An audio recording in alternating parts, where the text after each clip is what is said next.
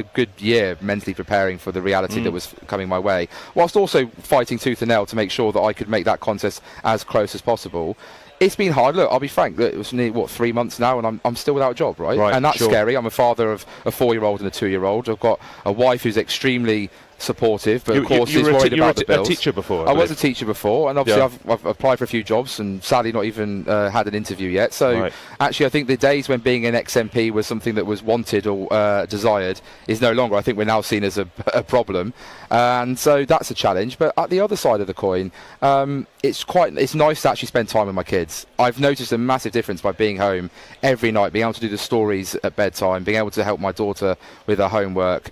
It means so much to me, and so that side of things I'm not missing at all. And in fact, I was able to enjoy getting married in the summer without having to worry about getting a leaflet delivered anytime soon. So that was a relief to my wife finally.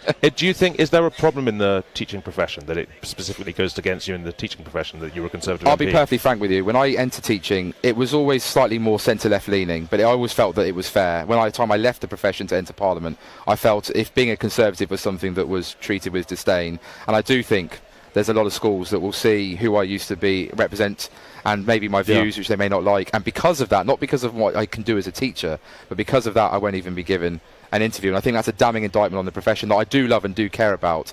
But sadly, if you're going to have too many activists in the classroom, which I do think we have at this time, then politics is going to sadly determine who's allowed to work in that profession, which is not good for pupils. It's not good for parents. Hi everyone, remember Jonathan Gullis?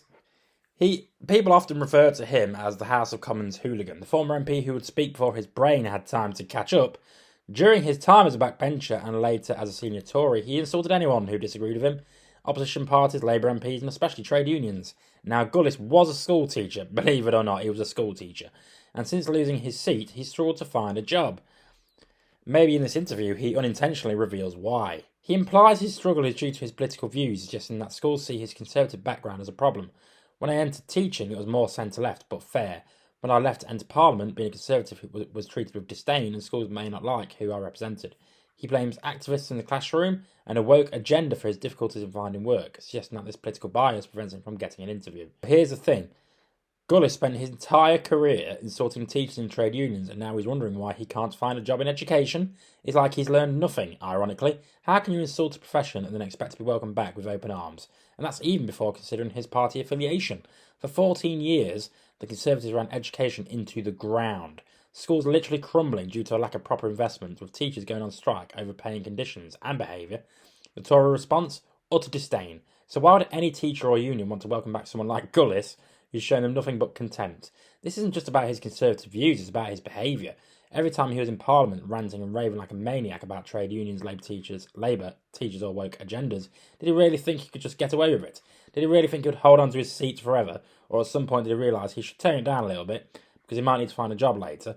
Honestly, who ever would want to hire a guy like that? A loudmouth who speaks before thinking, arrogant and disrespectful. Imagine working with him as a colleague, a boss, or worse, a teacher to your kids. Anyone considering employing him would either need to be just like him or outright insane. But anyway, let me know what you think in the comments. I've been Jay from Just Jake, and as always, I'll see you next time.